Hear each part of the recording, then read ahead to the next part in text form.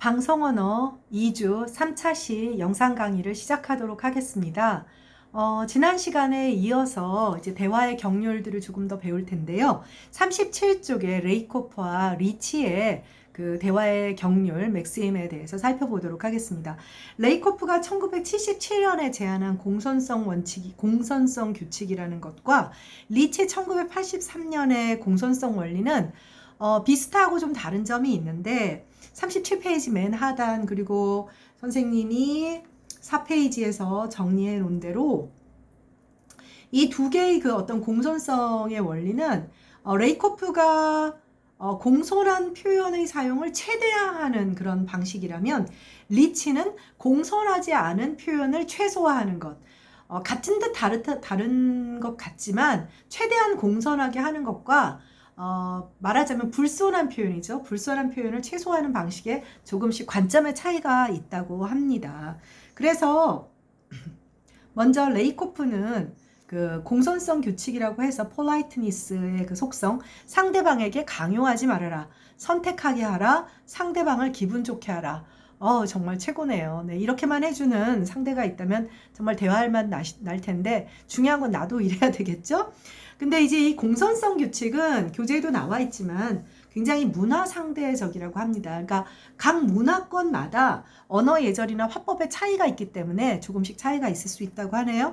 글쎄 선생님도 이걸 다 확인할 수도 없고 외국어에 능통하거나 타 문화에 대해서 다 잘 알고 있는 사람은 아니어서 유럽 문화권은 상대에게 강요하지 말라는 게 첫 번째로 중요하게 여기는 반면 동양 문화권에서는 선택하게 하라 이게 강조되고 현대 미국 문화에서는 상대를 기분 좋게 해라. 그러니까 이건 레이코프의 견해겠죠. 어쨌든 그렇다고 합니다. 이거는 선생님도 검증은 할 수는 없는데 강요하지 말라와 선택하게 하라. 글쎄요. 직관적으로 정보적 가치는 동일한 것 같지만 태도의 방식이 다를 수는 있겠죠. 반면에 이제 리치라고 하는 사람은 이제 불손한 표현을 최소화시키는 그런 원리를 제시를 했습니다. 그래서 사쪽에 보면 사쪽 리치의 공손성 원래 하단에 보면 레이코프의 공손성 규칙은 공손한 표현의 사용을 최대화하는 방식의 설명이라면 리치 1983은 공손하지 못한 표현의 사용을 최소화하는 방식이다. 그래서 리치는 6가지의 재치의 경률, 그러니까 재치, 말하는 재치인데 선생님은 그냥 이렇게 표현을 텍트를 어떻게 표현할 수 없어 저자는 이렇게 쓴 것 같은데 요 표현이 잘 이해가 안 가요. 어쨌든 그리고 관용의 경률, 칭찬의 경률, 겸손의 경률, 동의의 경률, 공감의 경률 이렇게 설명을 하고 있습니다. 그래서 이제 예문을 보고 우리가 이제 한번 이해를 하게 되는데 네, 저 38쪽을 가도록 하죠. 38쪽. 예를 들면 재치의 경률은 뭐냐면 38쪽에 재치의 경률은 청자의 부담을 최소화하고 그러니까 청자로 하여금 부담스럽지 않게 혜택은 최대화한다. 그러니까 간단히 말하면 청자가 듣기 편하게 청자가 선택의 폭이 넓게 이런 뜻이겠죠. 그러니까 예를 들면 혹시 지금 바쁘신가요? 그렇죠. 그러니까 선생님이 예를 들면 부처 직원들한테 일을 시키는데 일을 시켜야 해요. 그래서 내려오라고 얘기를 해야 되는데도 혹시 지금 잠깐 내려와 주실 수 있어요? 조금만 시간을 내주실 수 있어요? 이런 방식의 표현이라는 거죠. 예를 들면 여기서 좀이라는 표현 이런 것들도 재치의 경률, 대화를 공손하게 이끄는 그런. 근데 이제 이 재치라는 말을 텍트를 어떻게 번역할 수가 없어서 이렇게 쓴 것 같아요. 반면에 관용의 경률은 화자에 초점을 두고 있다. 화자에 초점을 두고 있다는 것은 무슨 얘기냐면 화자 자신에게 혜택을 주는 표현은 최소화하고 그 다음에 듣는 사람을 좋게 한다. 자, 여기 지금 손녀와 할머니가 있어요. 그런데 할머니가 손녀를 더 많이 먹게 하려고 이제 자신이 손해를 보는. 그러니까 물론 이거는 지금 앞에서 배운 턴테이킹이 있기 때문에 손녀도 말을 하고는 있지만 할머니가 적게 먹고 손녀를 더 많이 먹게 하려는 혜택을 주려는 그런 어떤 그 관용의 경률 해당하는 거라고 합니다. 그 다음에 칭찬의 경률은 새삼스럽게 설명을 하지 않아도 되겠죠? 그런데 여기 예문구가 참 재밌습니다. 네, 혹시 여러분들 주변에 여기 다 우리끼리 여자잖아요.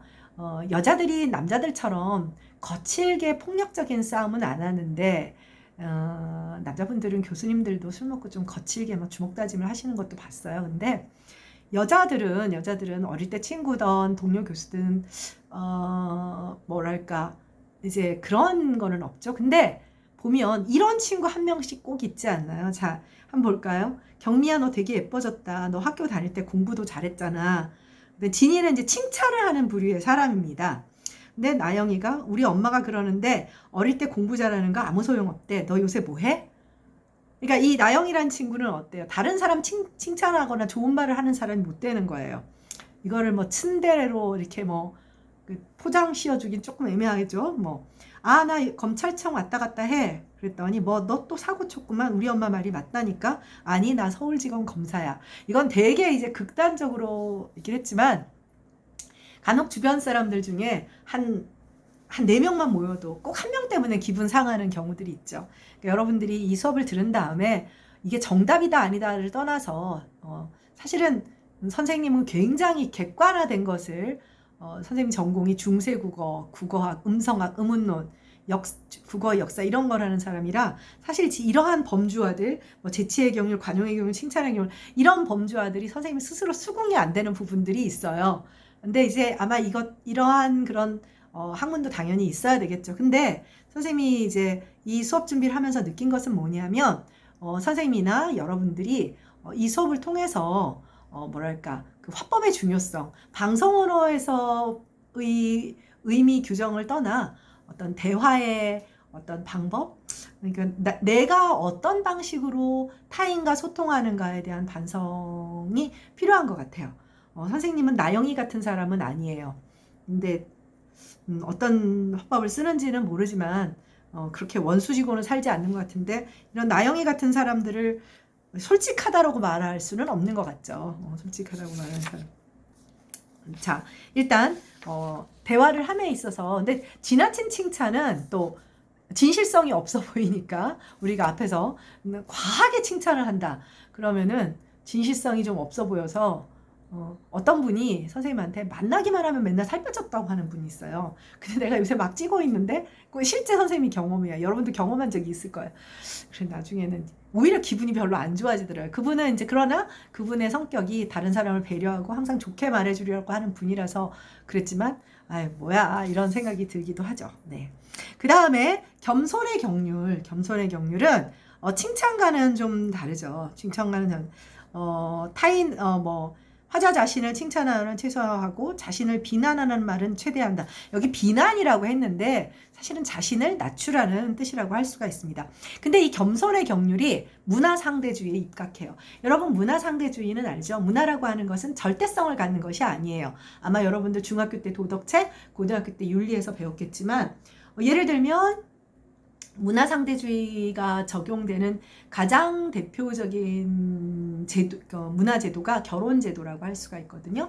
일부 일처제가 혹은 일부 다처제가 혹은 일처다부제가 그러니까 우리가 일부 일처제가 도덕적으로 완벽한 제도다. 선생님도 일부 일처제가 좋아요. 당연히 우리 남편이 첩두고 그러면 좋겠어요.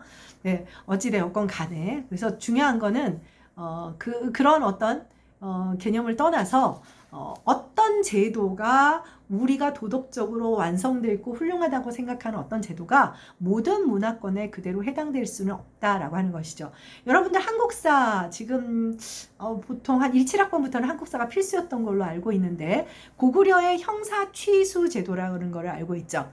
형이 죽으면 그 형수와 그 형의 자식들을 취하는 그런 제도입니다.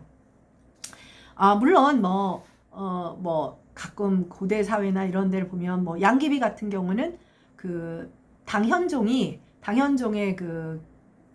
후궁이잖아요. 근데 이 양귀비가 원래는 아들의 후첩이었어요. 후비였거든요. 근데 아들의 여자를 뺏은 거예요. 당현종이. 그런 말도 안 되는 이런 일도 있지만 어찌되었건 간에 상식적으로 보면 그러니까 형수를 아내로서 취하게 되는 거예요.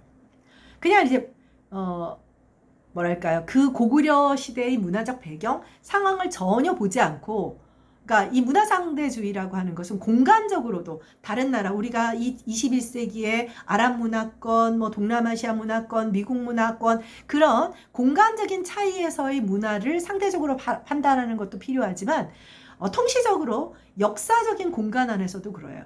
과거의 어떤 역사 속에서의 그 제도를 현재의 관점으로 해서 속단하는 것도 역시 문화상대주의예요. 예를 들면 이건 왜 그러냐면, 여러분 고구려라고 하는 나라, 고구려 백제 신라 중에 어느 나라가 전쟁을 제일 많이 했을까요? 당연히 고구려가 제일 많이 했겠죠. 그 고구려는 국경을 이제 소위 중국 한족들이 말했던 여진이라든지 뭐라고 했죠? 거란이라든지 말갈이라든지 이런 어떤 그런 북쪽의 그런 민족들과 사실은 언어적으로 우리가 계통적으로 굉장히 가까운 퉁구스족들이죠. 그런 민족들과 또 중국하고 부딪히게 되고, 이러니까 고구려는 굉장히 전쟁을 많이 치르게 되죠. 전쟁을 치르면 누가 죽어요? 남자가 죽죠. 자, 형사취수제도의 속성을 한번 봐야 돼요. 자, 동생의 아내를 취한 것이 아니라 형의 아내를 취한 것입니다. 그러니까 간단히 말하면 아무래도 20살 형이 있고 15살 동생이 있으면 어떻게 돼요? 옛날에는 뭐 일찍 결혼했다 치면 형이 전쟁터에 나가고 형이 죽겠죠. 그러면 형수와 아이는 먹고 살 방법이 없는 거예요. 그러면 15살 먹은 동생이 자기 아내도 있지만 형수와 아이들을 돌보는 것이죠.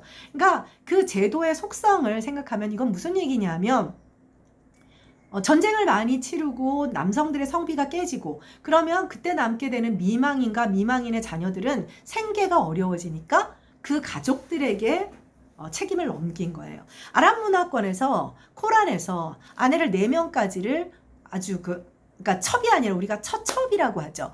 처첩. 그러니까 우리가 조선시대가 어떻게 일부일처 제도예요? 라고 하지만 남편 하나에 처는 하나예요. 그런데 첩이 여러 명 있는 것이죠. 조선시대의 임금도 비빈이라 하는 거죠. 그러니까 왕비는 하나고요. 빈이 여러 명인 거예요. 자, 정비가 있고 계비가 있고, 계비라고 하는 거는 뭐냐면 정비가 죽은 다음에 정상적으로 이제 후비를, 이제 왕이 혼자 살 수 없으니까 정식 왕비를, 그러니까 그 뒤에 이제 빈들은 첩에 해당하는 거죠. 일반 백성들에게. 그렇기 때문에 원칙적으로는 첩은 처가 아니기 때문에 일부 일처가 되는 것이죠. 아랍은 어떻게 되나? 여러분들 지금도 화약고잖아요. 중세시대 십자군 전쟁을 그러니까 남성들의 성비가 깨지게 되니까 그럼 여자들은 어떻게 돼요? 그러니까 미망인들이 많아지고, 또 당연히 미망인의 자녀들이 있으니까 경제적으로 여력이 있는 남자들이 그녀들을 아내로서 취하게 되는, 그러니까 그 문화적인 배경이 있는 거예요. 그래서 우리가 결혼제도라고 하는 것, 예를 들면 그럼 선생님 일부 다처만 말씀하시는데 일처다부도 있어요.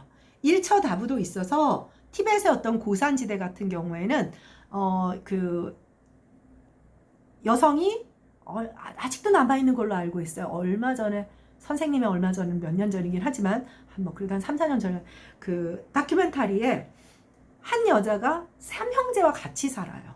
3형제와. 그래서 고산지대에서 이제 유목을 하게 되는데, 2형제가 유목을 하는 사이에 이제 뭐 첫째랑 살다가 둘째랑 살다가 셋째랑 살다가, 그러니까 말하자면 태어나는 아이들은 아버지이자 삼촌이자 뭐 이렇게 되는 것이죠. 뭐 물론 일부 일처제를 가지고 있는 우리 입장에서 보면 뭐 야만적이야. 이게 사실 문화 상대적인 그런 관점이라고 할 수가 있어요. 그러니까 문화 상대주의는 이제 여러분도 알고 있겠지만 어떤 주관적인 현재 내가 가지고 있는 문화 안에서 다른 시대, 다른 공간의 문화를 절대적으로 평가하지 말아라. 자, 아프리카 사람들이, 자, 동남아시아 가면 여러분들 올여름 같이 비 많이 오고 습기 차면, 자, 걸치고 있는 것도 싫죠. 그러니까 벗고 있다가 물에 뛰어들기도 하는 거죠. 그러니까 옷을 다 입고 있지 않다고 해서 야만적이다. 뭐 이렇게 말하는 것은 문화 상대주의에 어긋난다. 그래서 여러분들 레비스트로스라고 하는 유명한 문화인류학자가 슬픈 열대라고 하는, 아마 책 제목은 알 거예요. 거기서 이제 어떤 왜 그 열대를 슬프다고 했느냐면, 유럽의 식민 열강들이 자신들의 관점에서 문명과 문화를 속단하고 지배하고 점령했던 그런, 특히 아프리카에 대한 그런 슬픔을 이야기한 것이죠. 약간 3000% 빠지면, 혹시 여러분들 오늘 핸드폰으로 아프리카 지도를 한번 국경을 보세요. 지구상의 어떤 국경도 아프리카 대륙만이 직선으로 이렇게 되어 있습니다. 아프리카가 지금도 인종 청소니, 인종 갈등이 많이 일어나는 이유는 그러면 그 국경의 직선 국경은 누가 만들 걸까요? 유럽의 열강들이 식민지 지배를 할 때 자신들의 편의를 위해서 원래 오랜 역사 동안 오랜 세월 동안 그들이 살면서 형성되어 있었던 자연스러운 어떤 그런 인종의 경계선이나 부족의 경계선들을 고려하지 않았기 때문에 지금까지 그들은 상처 입고 힘든 것이죠. 네. 그래서 뭐 지금도 우리가 앞에서 차별적 언어 얘기를 했잖아요. 뭐 인종 차별 이런 얘기들 뭐 미국에도 여전히 나타났지만 사람이 어떤 문화 상대주의적 관점에서 다른 문화를 바라본다라고 하는 것은 참 어려운 일입니다. 네.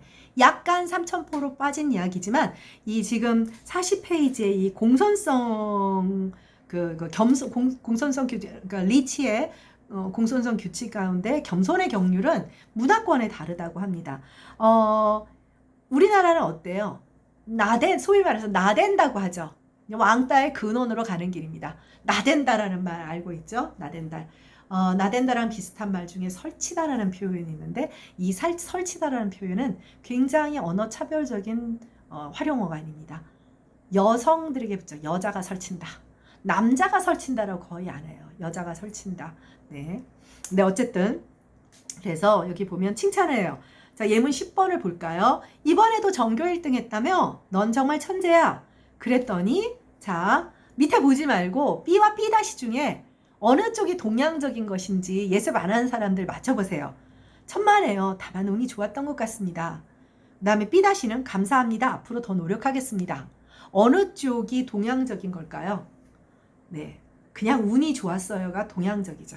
네, 반면에 감사합니다. 이건 뭐냐면 네 칭찬은 당연해. 난 굉장히 노력했고 그 많은 대가를 받을 만했어. 근데 앞으로 더 잘해볼게. 이렇게 대답을 하는 것이죠. 미묘한 차이가 있죠. 네.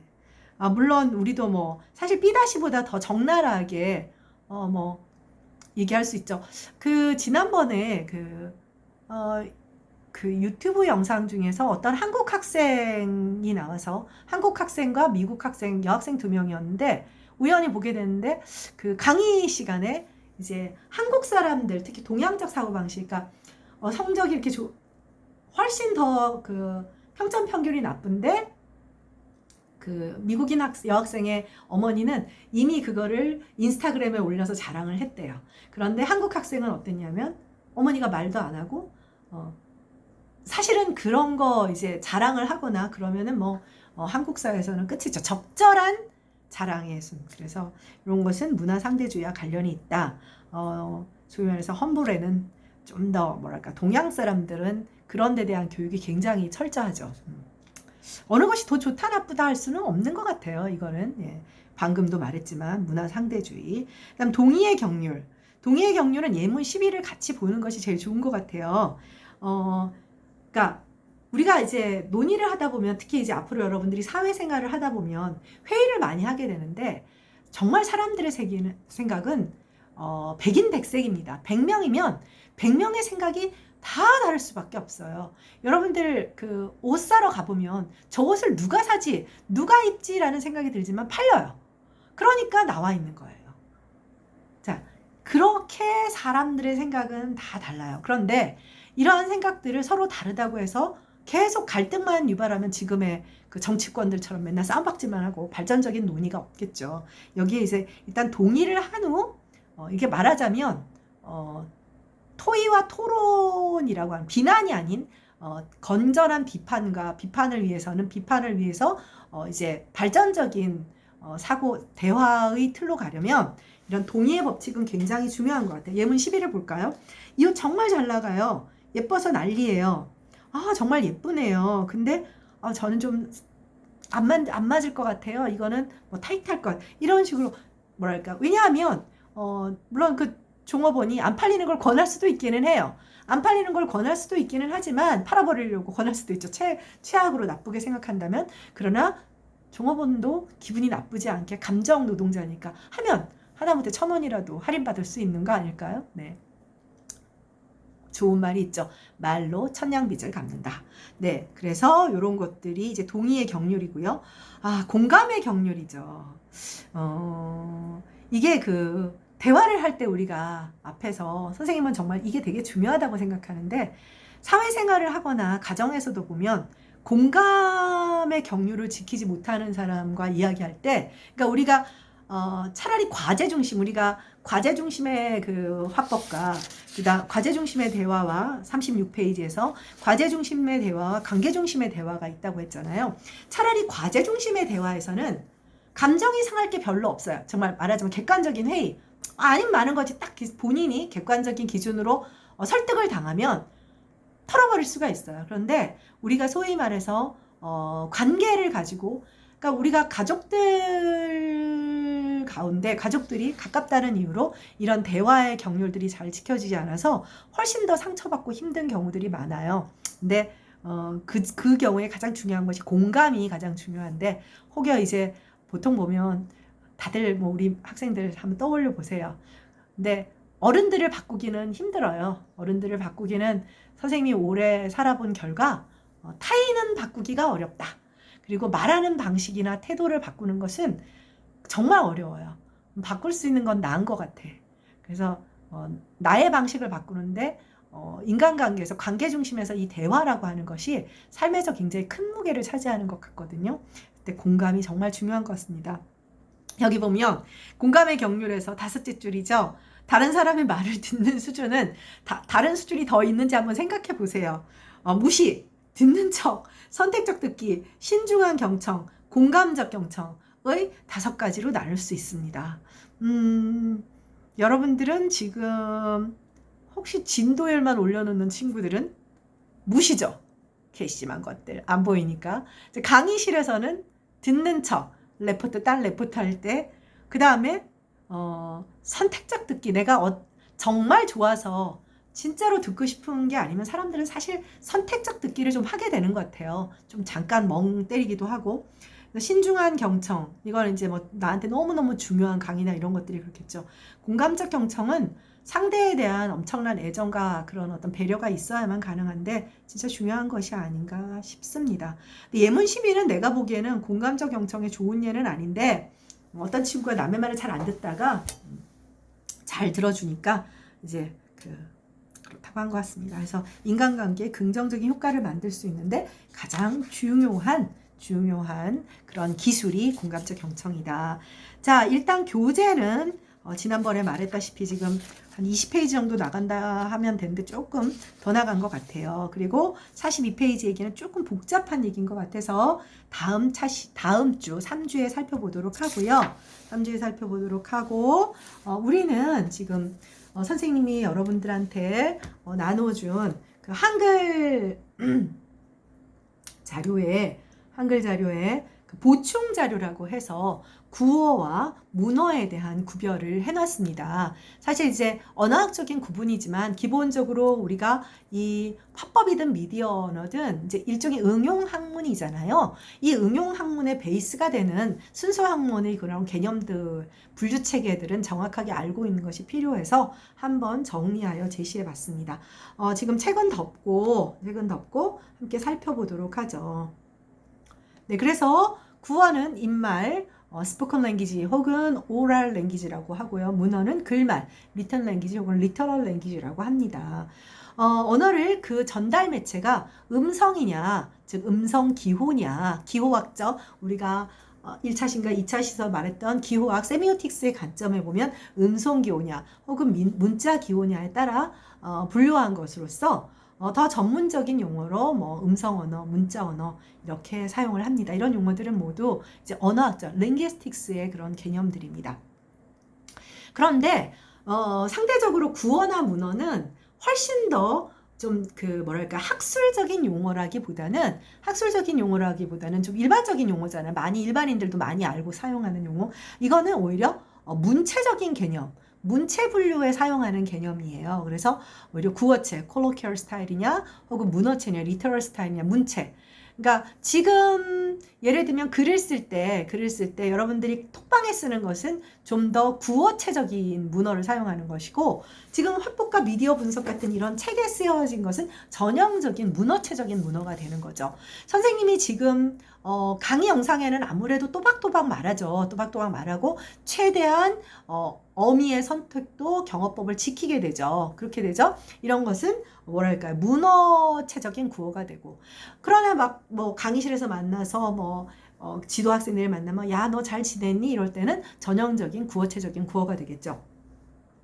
네, 그래서 다시 말하면 문어에는 문어체적인 문어도 있지만 구어체적인 구어도 있고, 또 대부분 구어체지만 연설이나 웅변 등에서 볼 수 있는 문어체, 구어도 있다. 이런 분류체가 있다라는 것입니다. 그 다음에 문어를 표기하는 수단은 문자지만 그 밖에 구두점이나 인용부호, 문장부호도 중요한 보조 수단이고요. 띄어쓰기, 빈칸도 굉장히 중요합니다. 행을 바꾸는 수단, 들여쓰기죠. 들여쓰기, 이런 것도 중요한 몫을 합니다. 여러분들 들여쓰기도 이제 소위 말해서 단락 바꾸기 때 사용하잖아요. 여러분 이 들여쓰기가 자기소개서에서 얼마나 중요한 역할을 하는지 알아요? 여러분들 자기소개서를 쓸 때는 취업경력 개발팀에서 자기소개서 쓰는 방법 이렇게 하는데, 일반적으로 양괄식이 굉장히 중요합니다. 그래서 양괄식은 뭐냐면 나는 어떤 사람입니다 하고는 거기에 대한 근거를 대고 본론에서 대고, 마지막 결론에서 그래서 나는 이런 사람이기 때문에 당신들이 기업에 혹은 당신들의 학교에, 당신들의 조직에 꼭 필요한 사람입니다. 이렇게 환기를 시켜주는 거예요. 그럴 때 단락 구성. 왜냐하면 자기소개서는 그리 막 긴 거는 아니잖아. 특히 이제 그냥 말로 하는 경우도 그렇지만 이제 제출을 하는 경우에는 그래서 3개 단락으로. 그래서 단락을 나누는 것들. 단락이 또 너무 많이 들어가면 정말 이제 불편하거든요. 그래서 이런 보조적인 것도 문어에서는 굉장히 중요합니다. 왜냐하면 이 문어, 즉 문자 언어라고 하는 것은 시각 기호잖아요. 시각적인 효과가 굉장히 강화된 것이기 때문에 전체적으로 문화는 시각에 의존하는 만큼 문장의 첫 자를 대문자로 한다든가 고딕체, 이탈릭체, 우리는 지금 선생님이 지금 한 거는 뭐죠? 이거 함초롱 바탕체. 선생님 이거 좋아해요. 이런 것들도 굉장히 시각적인 효과를 동원하죠. 실제로 여러분들 공적인 보고서나 문서에서는 샘물체라든지 이런 거 잘 안 써요. 잘 안 쓰고 정보에서 나오는 거는 정말 잘 쓰지도 않는 명소체, 이런 거 많이 씁니다. 그런 것도 뭐냐면 굉장히 공적인 권위를 자형을 통해서도 보여주고자 하는 것이죠. 네. 그러나 알아둬야 할 것은 문어는 기본적으로 음성 언어를 바탕으로 하죠. 왜냐하면 문자라고 하는 것은 구어만 있는 언어도 많지만 이 모든 언어가 다 문자를 가지고 있는 것은 아니거든요. 그리고 특히 우리같이 좋은 문자 4개 아니야. 이거는 서구 중심의 서구에서 인정하는 것입니다. 이거는 그 수업이 아니기 때문에 나중에 또 얘기할 기회가 있으면 하고요. 자, 그 다음에 4쪽으로 가면 5쪽으로 가겠습니다. 음성은 공간적으로 먼 곳까지 전달되지 못하고 또 금방 사라지죠. 이걸 아까 내가 2차 시에서 한번 말했을 텐데 시간과 공간의 제약을 가지고 있어요. 그러니까 이거를 보완하기 위해서 문자를 쓰게 된 거죠. 그러니까 실제로 인류가 문자를 가지고, 인류의 역사가 몇만 년 됐는데 그 문자를 가진 것은, 최초의 문자가 수메르인들의 서령 문자, 쐐기 문자거든요. 그게 한 3,500년 정도가 돼요. 그러니까 인류의 역사에서 봐도 최근이라고 할 수가 있는 거죠. 최근이라고 하는 거죠. 근데 간단히 말하면 이 문자는 시간과 공간의 제약을 극복하게 해주니까 어떻게 될까요? 자, 우리가 원시인이야. 그래, 원시인은 엄마고 여러분이 원시인 딸이야. 동굴에서 살고 있었어. 어느 날 이렇게 하다 보니까 불을 피우게 된 거야. 불을 피우게 됐어. 이렇게 하니까 따뜻하게 구워 먹을 수도 있고 추위도 피할 수 있고, 딸한테 알려줬어요. 딸도 그리고 그 다음에 또 손녀한테도 알려줬어. 그런데 어느 날 우리는 호모 사피엔스인데 네안데르탈인의 공격을 받았어요. 그리고 우린 죽게 됐어요. 그러면 어떻게 되죠? 이 모녀 3대가 가지고 있었던 불을 피울 수 있는, 인류 진화에서 굉장히 중요한 역할을 했던 정보는 사라지죠. 그럼 어떤 곳에선가, 그리고 사실 이 모녀 3대만 그렇게 우연히 불을 피우게 됐을까요? 만약에 아프리카 대륙이었다면 유럽 대륙에도 있었을 거고 남아메리카 대륙에도 있었겠죠. 자, 그러한 정보들이 흩어져서 수만 년 동안 어떤 인류의 진화가 이루어지지 못한 거죠. 그런데 어느 날 어떤 한 그 이제 손녀나 그 후손 중에 한 명이 암각화로 그려놓는 거예요. 뭔가 이렇게 정보를 남겨놓는 거. 그림 문자죠. 이렇게 하면 된다. 자, 그게 문자예요. 그럼 어떻게 돼? 몰살을 당하더라도 나중에 보면 이렇게 하면 되는 건가? 이렇게 되는 거죠. 그러면서 처음에는 그림이었던 형체가 좀 더 추상화되고 좀 더 구체적인 정보를 줄 수 있는 그런 가장 발달한 음소 문자의 단계로 되어서 인류는 지금은 어떻게 됐어요? 도대체 감당할 수 없을 만큼의 어떤 진화가 이루어지잖아요. 아주 선생님이 온라인 하면서 진짜 내가 강의를 유튜브 만들어서 할 줄은 몰랐지만 허구한 날 줌 회의를 하고 있었지도 몰랐는데 정말 감당이 안 됩니다. 여러분들하고는 또 다르게 이걸 매일매일 배워야 하는 것들도 너무 힘든데 이런 것들이 모두 가능하게 된 것은 뭐냐면 결과적으로는 문자의 발명과 밀접한 관련이 있는 거예요. 그러니까 문자 혁명을 통해서 인간은 언어를 구어로서 축적되었던 것을 정보를 시간과 공간의 제약을 극복하게 되었던 거죠. 그래서 구어가 언어의 핵심적인 모습이지만 문어가 중요하지 않은 것은 아니에요. 문어 역시 인류 진화의 중요한 역할, 각자의 영역이 다르다고 생각을 하면 됩니다. 그렇기 때문에 우리가 앞서서 화법이라고 했을 때 구어 화법만 포함하는 것이 아니라 문어 화법까지 포괄하여야 한다라고 설명을 하고 있는 것이죠. 자, 그래서 보면 구어는 구어대로, 문어는 문어대로 그런 독자적인 영역이 있다. 그래서 첫째, 구어는 어떤 자극에 즉시 반응을 보이는 동적인 기능을 하지만 문어는 정적인 기능을 하게 됩니다. 그렇기 때문에 구어는 말 그대로 한 번 쏟으면 말 실수를 하고 나면 해결이 안 되죠. 그래서 중요한 자리는 항상 노트 테이킹을 하고 이렇게 노트 테이킹을 메모 이것도 안 되네. 뭐라고 해야 되죠? 좀 미리 준비를 해가서 정말 그렇습니다. 메모나 노트 테이킹을 대체할 우리말은 뭐가 있을까요? 네, 스스로 반성을 해야 됩니다. 네, 자 그렇게 되죠. 그래서 우리가 어떤 그 말로 하는 구어는 훨씬 더 신중하고 조심을 해야 돼요. 교정이 불가능하기 때문이죠. 자, 그다음 둘째는 보존될 수 있는 특성. 바로 그것 때문에 인간의 지적 진화가 문자 덕을 잇게 되는 거죠. 현재의 21세기 인류 문명은 기본적으로 문자에 빚지고 있는 부분이 큽니다. 네, 그 다음에 셋째. 문어는 대개 구어보다 큰 조직으로 이루어지게 되죠. 뭐 단락이라든지 주제라든지 제목이 책으로 나오게 되는 거죠. 물론 지금도 예를 들어 음성 파일 같은 것이 따로 그런 거를 말뭉치라고 하는 것이 있어요.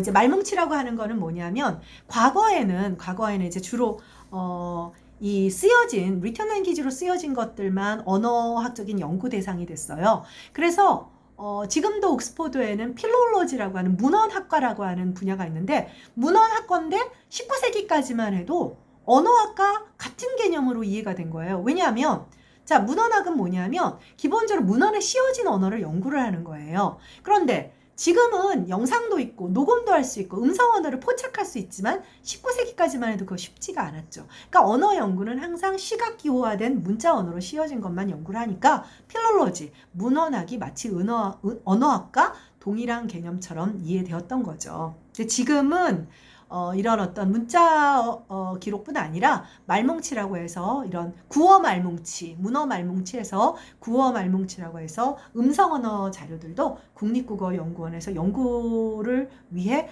묶어놓고 있는데 너무나 많죠. 근데 굉장히 방대하고 비격식적이어서 체계화하기가 이제 어려운 면은 없지 않아 있습니다. 네, 그 다음에 여기 보면 전화와 편지의 비교라든지 이런 것들이 있어요. 그리고 격식성도 문어가 훨씬 더 격식적이고 구어는 그렇지 않죠. 전화, 편지가 격식적이고 설화, 여러분들 구비문학 알죠? 네, 소설이나 수필에 비하면 덜 격식적이죠.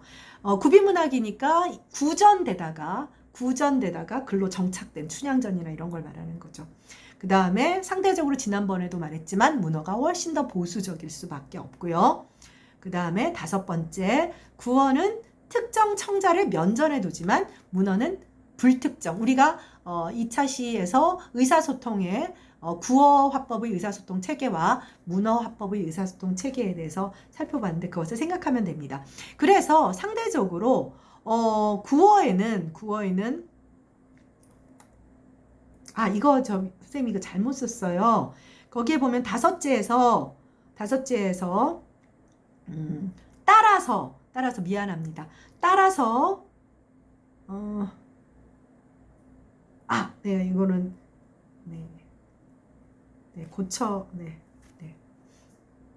아닙니다. 선생님 잠깐 착각을 했는데 문어에는 해라체나 하계체, 해요체, 합쇼체 등 경어법의 구분이 정교하지만 문어체는 이제 구어체는 상대적으로 이제 해체나 이제 해라체로 단순해지게 되죠.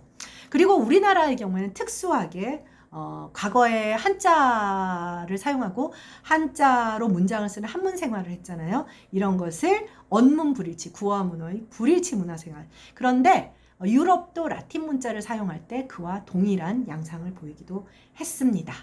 네, 2주차 수업은 여기서 마치도록 하고요. 3주차 수업에서 만나도록 하겠습니다. 수고했습니다.